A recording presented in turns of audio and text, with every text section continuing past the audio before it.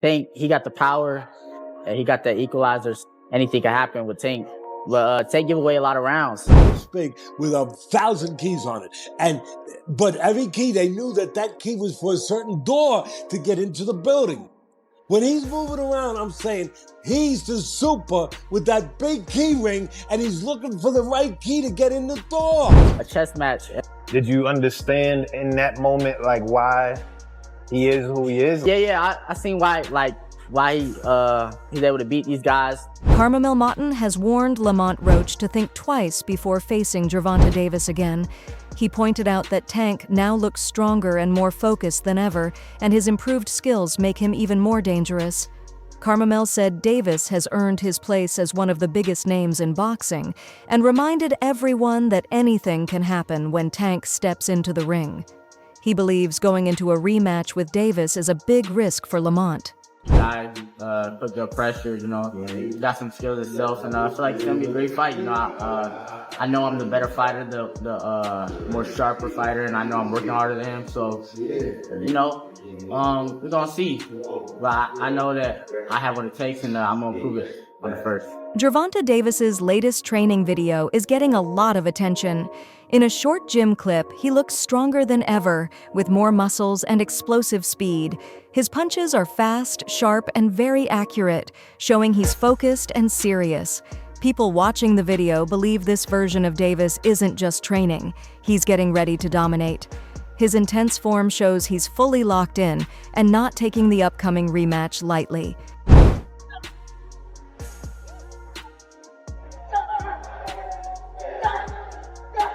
Curmel Moton shared a personal moment from when he sparred with Gervonta Davis.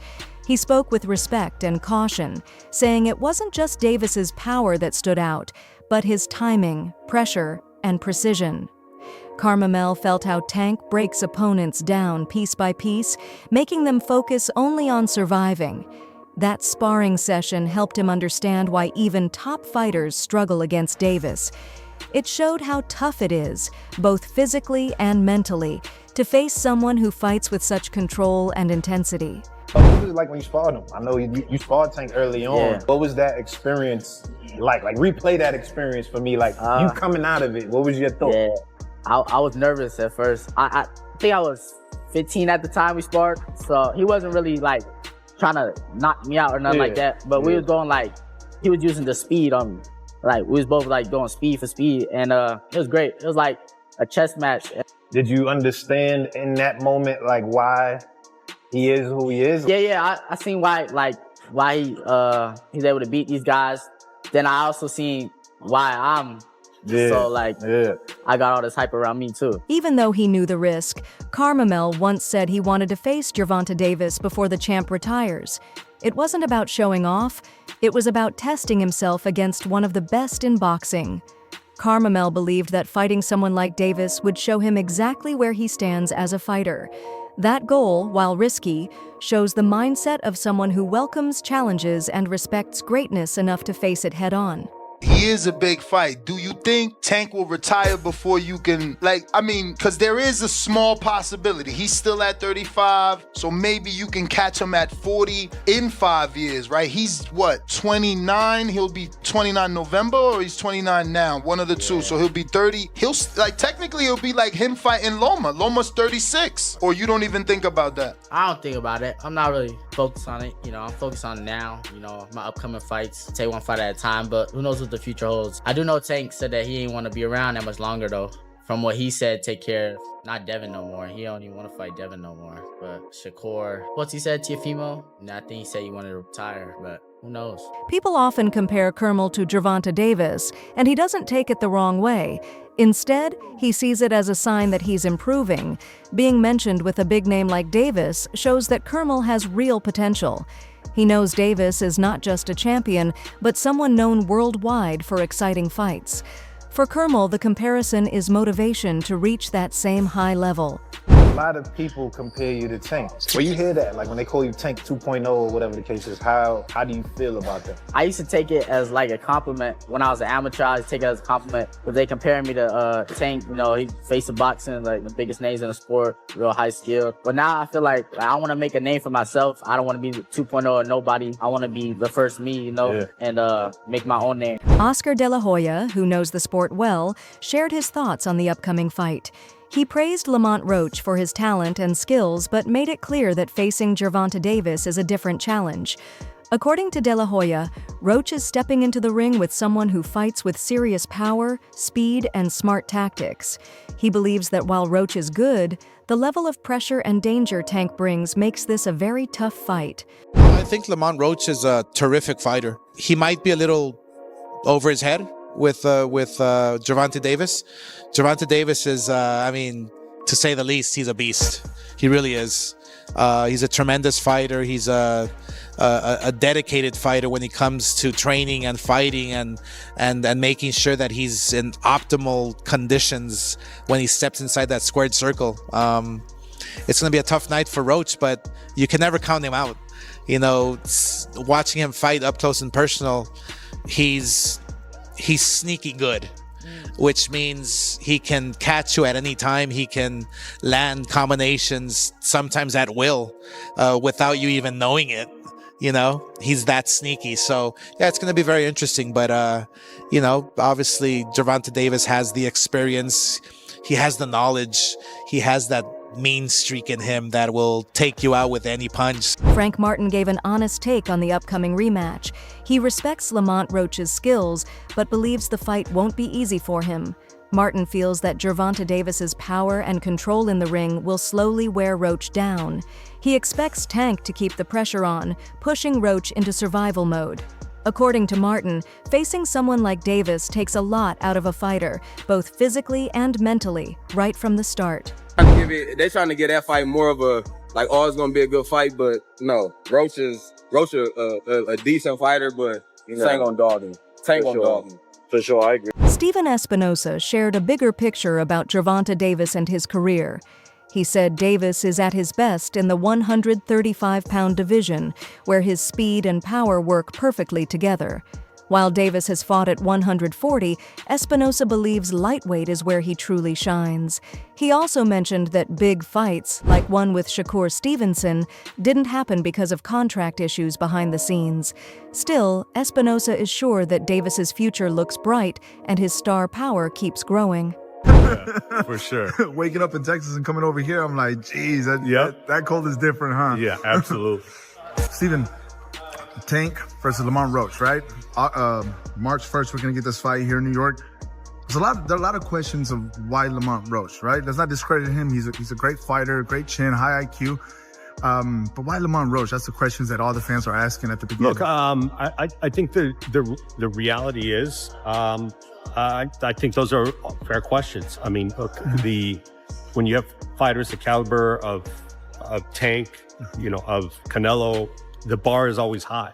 You know, when you continue to perform well against high-level opposition, you know, people expect a lot from you know, there were preliminary discussions about the Shakur fight, you know, early on, like back early, you know, for 2024 before this was scheduled. Didn't get very far for reasons I won't go into. But come on.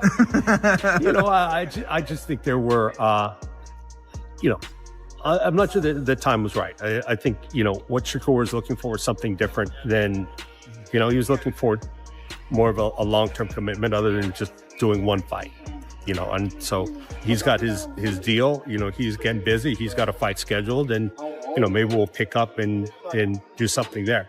But aside from that, I mean, to be candid, you know, those are the big names at 135. I know Tank has gone up to 140, and he would on occasion.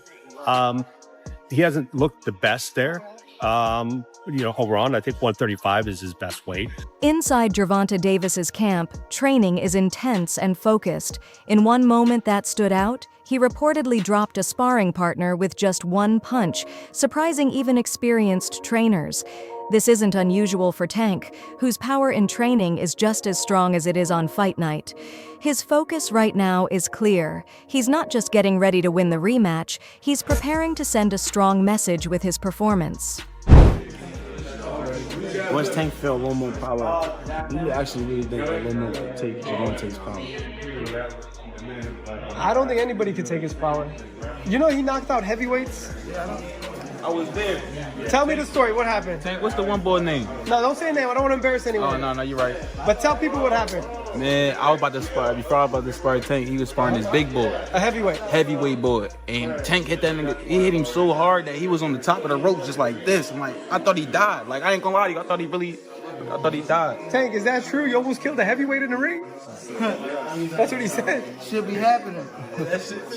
Because he asked me, how does a 135-pounder take your power? I said, I don't think anybody takes the power. Just not get in there with me, that's it. That's how they say it. Were you shocked when you saw that? Huh? Were you shocked? I was just like, man, he better not do that shit to me.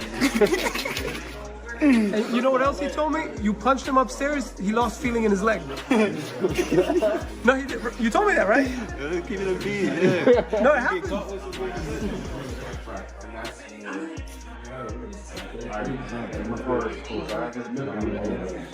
What you doing, bro? You ready?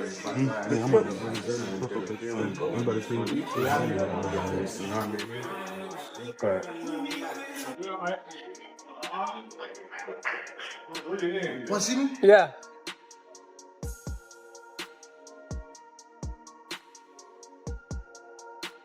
Lamont Roach isn't coming into this fight as an underdog hoping for luck. He's experienced, focused, and has only one loss on his record. Over time, he's built a smart fighting style that mixes accuracy with patience. Roach has learned from past setbacks and turned them into strengths.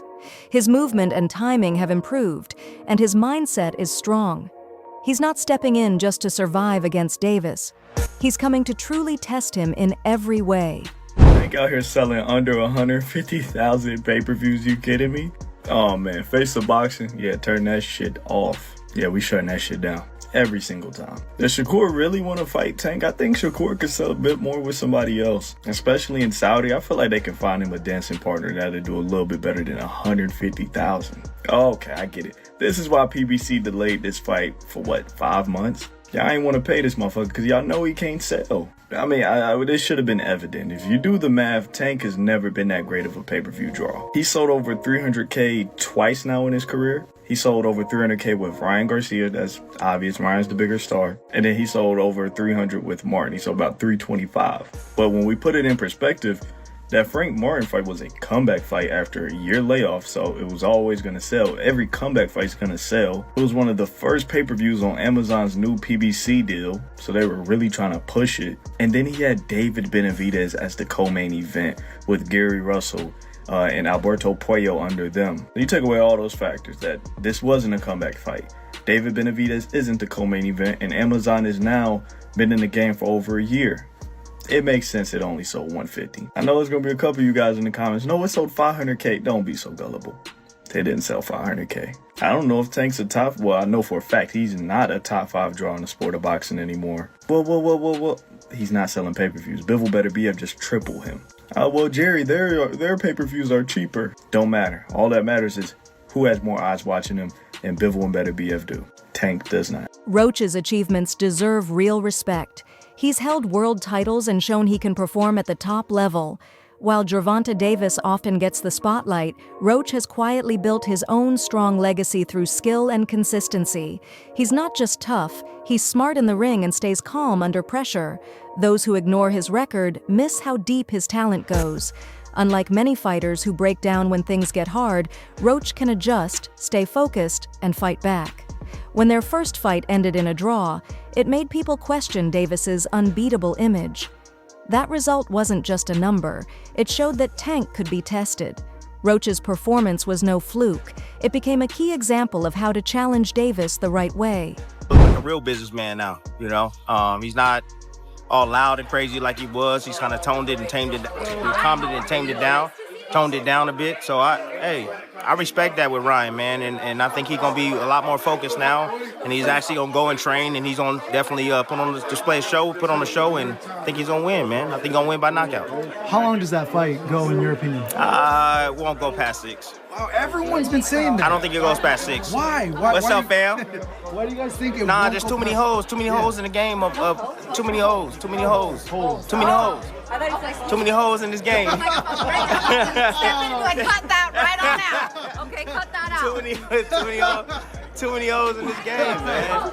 Y'all know, man. Come on, ain't nobody stupid. You know what I'm saying? Stevie Wonder, you can see that he got a lot of hoes in this game, man. You know, he's very unconventional, but you know, got some pop on his shots, but that's it. You know, I think Ryan's gonna catch him with that left hook, and it's gonna be night-night. How shocking would it be if Rolly pulled the upset?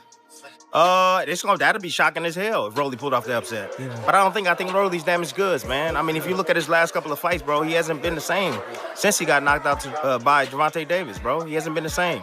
You know, sometimes one fight can ruin your entire career, man. He's just not the same. Not the same mentally. He's not the same physically, bro. And after he left his coach, the coach has been, that was coaching starting out, good bullet. He looks a little different. No disrespect to anybody that's working with him now, but he just looks different, bro. He's not the same fighter. What about Devin returning against Ramirez? Good fight, but Devin should be able to outbox Ramirez. I love Ramirez to death. I love him to death, but he can be outboxed. You know, he comes forward. He got great left hook. We're going to see if Devin learned anything. A little slower with the left hook, but Ramirez got pop. He got pop on that left hook, man. So it's a good test for Devin, because you already know what's lined up. After the fight, Gervonta Davis's comments sparked debate. Instead of giving credit to Roach, he pointed to personal problems and ring rust as reasons for his performance. Many people in the boxing world didn't like this, seeing it as a way to avoid giving Roach the respect he earned. While Davis has the right to talk about his own struggles, critics feel that brushing off a tough fight takes away from good sportsmanship and overshadows the progress Roach clearly showed in the ring.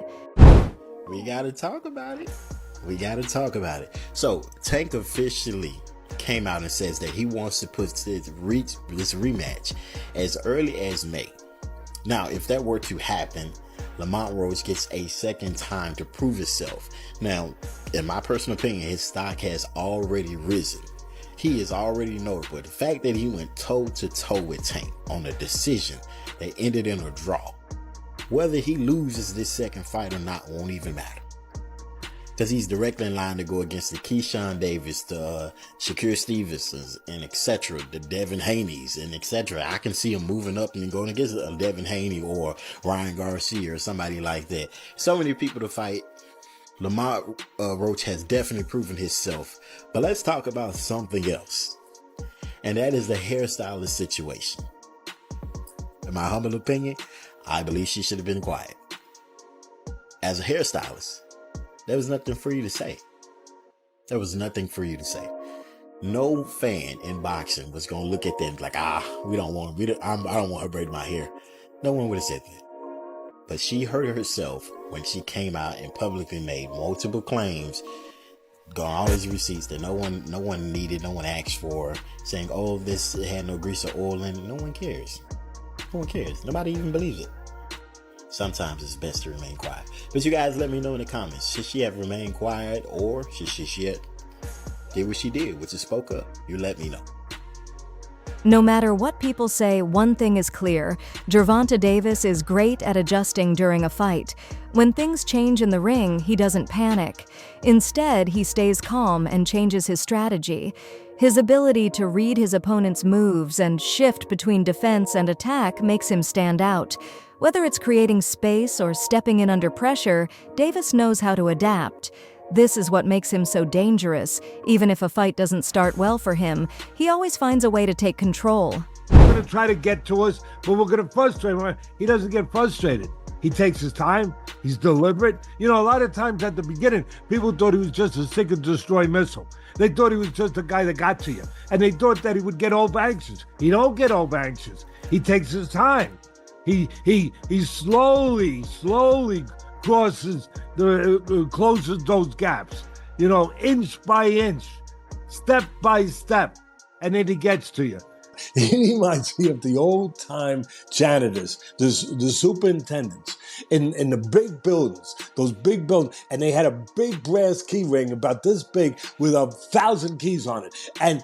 But every key, they knew that key was for a certain door to get into the building. When he's moving around, I'm saying he's the super with that big key ring, and he's looking for the right key to get in the door. You're great with the analogies. I love it. I love the analogies. And he finds the right key. He does. He doesn't walk into a room and like bang, oh my God, I shouldn't open that door.